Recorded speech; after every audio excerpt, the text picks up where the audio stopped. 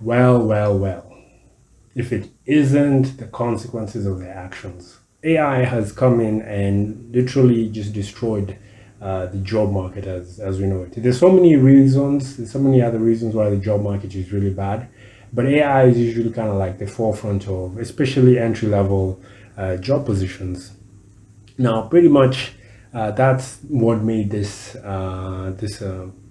two articles that we're going to go over today quite interesting because they're really showing that employers have overshot AI's capabilities. And my question is this the cracks of the system? Because if you remember, the 2008 financial crisis, it's not that all the companies went bankrupt. It's just a select few that went bankrupt, and it kind of like started the snowball that was the 2008 financial crisis. Same thing for the dot-com crash. It was, companies like pets.com and so on that had been way overvalued, and pretty much once everybody noticed those companies, then all of a sudden, kind of like you just need one thing, one little small little needle for the bubble to pop. What seems to be a quiet recent trend of 2026 is rehiring the same workers that employers have been laying off post COVID. And we can start off with this article from the BBC about 2 days ago. So, Ford rehires human engineers after AI fails to match quality checks in a bid to reap the benefits of the tech, which developers claim can cut costs and boost productivity. That was the main selling point of AI.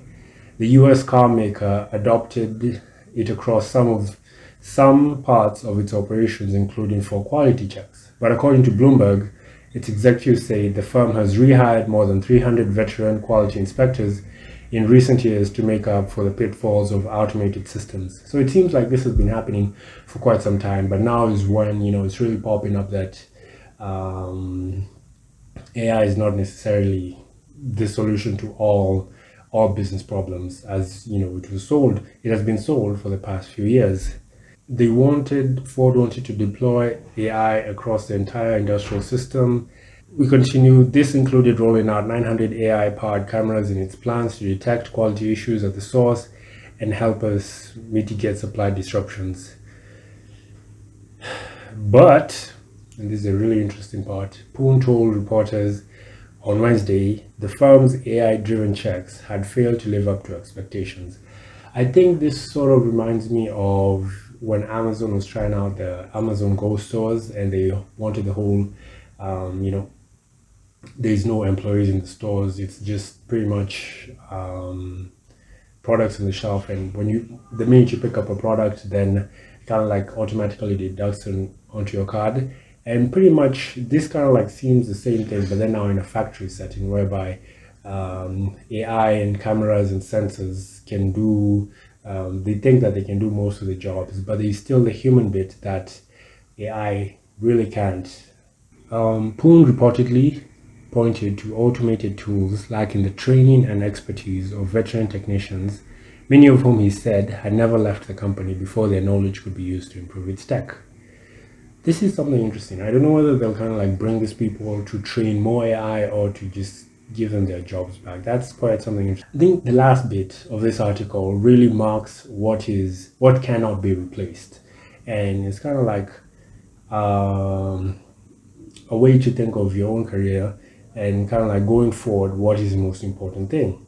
So this involved, towards the very end, they talk about in a press release marking the news, the company said reaching best-in-class quality required a significant talent refresh. This involved replacing senior leaders across engineering, supply chain, and manufacturing. It said, as well as hiring the roughly 300 veteran engineers who carry the hard-earned wisdom of decades of design. And this is pretty much what we're seeing is the last frontier that no technology can take up. When we go further to this Forbes article, so pretty much Time reported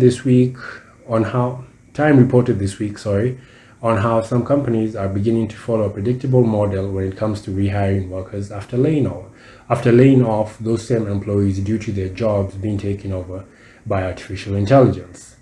The company first announced it's going to use an AI to do a job. The staff is downsized, then 6 to 12 months pass and the AI successfully managed 60% of the job duties while unable to complete the remaining 40%.